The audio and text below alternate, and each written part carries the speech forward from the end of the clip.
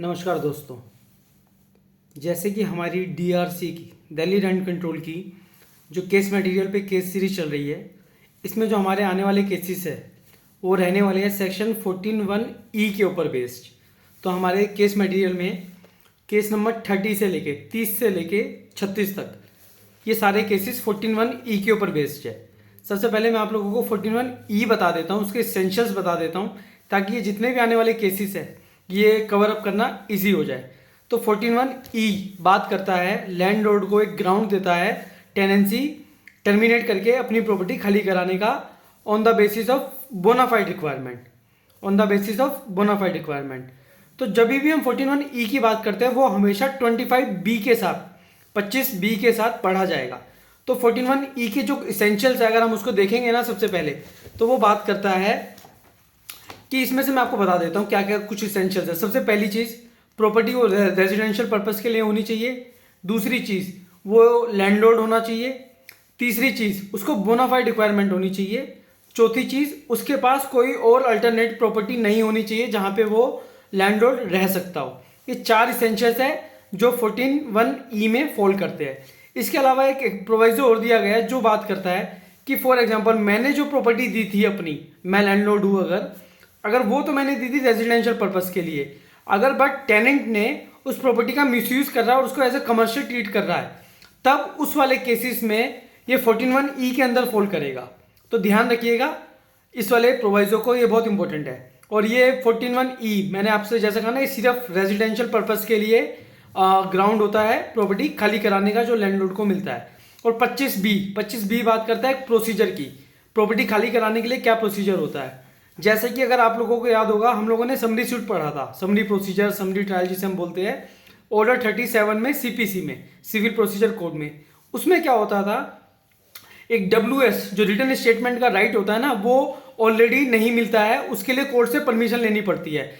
उसमें अगर जज साहब को लगता है कि आपके पास एक वैलिड ग्राउंड है, सेटिस्फाई कर पाते हो अपने कोर्ट को, तो आपको WS फाइल करने का राइट मिलता है। ऐसे ही 25(b) में भी होती है। कभी भी अगर 14(1)(e) में एक पटिशन डाली की गई है, तो जब उसकी सर्विस कराई जाएगी समन की, तो सर्विस समन की 25(b) में अच्छे से बता रखा है क्या क्या प्रोसीजर्स है। मैं आपको बता देता हूँ। सर्विस किसी भी रजिस्टर्ड स्पीड पोस्ट के थ्रू कराई जा सकती है। अगर रेंट कंट्रोलर को लगता है कि नोटिस न्यूज़पेपर में पब्लिश कराने की रिक्वायरमेंट है, वो भी कराई जा सकती है।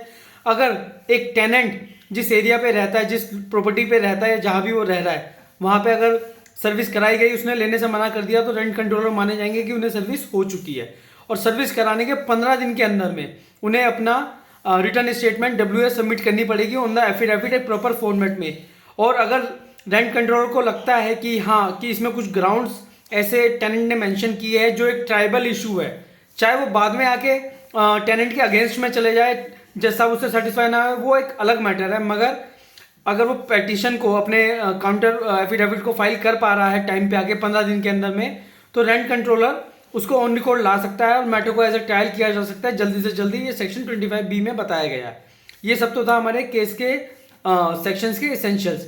अब हम बात करते हैं केस के ऊपर। हमारा जो केस रहने वाला है उस केस का टाइटल है, केस नंबर 13 है 30 miss S Sanyal versus Gyanchand. इसमें जो ये लेडी थी ये एक टेनेंट थी, तो इसने कोई प्रॉपर्टी रेंट पे ली। तो उस प्रॉपर्टी में कुछ रेजिडेंशियल पर्पस था, कुछ कमर्शियल पर्पस था। जो इसमें रेस्पोंडेंट है वो लैंडलॉर्ड था। उसने 14(1)(e) के बेस के ऊपर अपनी प्रॉपर्टी खाली कराने का बोनाफाइड रिक्वायरमेंट के ऊपर कोर्ट में केस डाला। मगर रेंट कंट्रोलर ने भी और एपेलेट रेंट कंट्रोलर ने भी रेस्पोंडेंट की पिटीशन को डिसमिस कर दिया 14(1)(e) वाली को। बट हाई कोर्ट ने रेस्पोंडेंट के फेवर में दे दिया। उन्होंने क्या किया, हाई कोर्ट ने बोला कि जो टेनेंट का एग्रीमेंट था ना कि इसमें कुछ हिस्सा रेजिडेंशियल पर्पस के लिए यूज किया जा रहा है, कुछ कमर्शियल पर्पस के लिए। कमर्शियल एक्टिविटी क्या थी, स्कूल खोला हुआ था किस प्रॉपर्टी में। तो हाई कोर्ट ने बोला कि हम इस एग्रीमेंट को, जो टेनेंसी का एग्रीमेंट था, इसको बाइफरकेट कर सकते हैं, एक रेजिडेंशियल में एक कमर्शियल में। तो जो रेजिडेंशियल वाला पोर्शन है उसको तो खाली कराया जा सकता है 14(1)(e) में बोनाफाइड रिक्वायरमेंट में, बट कमर्शियल वाले को नहीं कराया जा सकता। अब मामला गया अपील में सुप्रीम कोर्ट के पास। अपील किसने करी है, टेनेंट ने हाई कोर्ट के ऑर्डर के अगेंस्ट। तो सुप्रीम कोर्ट ने इस केस में बोला कि जो टेनेंट का एक एग्रीमेंट बनता है ना, जो कॉन्ट्रैक्ट होता है, इसे बाइफरकेट नहीं किया जा सकता। पहली चीज, एक ये पूरा का पूरा एक सिंगल एग्रीमेंट है, इसको हमें एज अ होल ट्रीट करना पड़ेगा।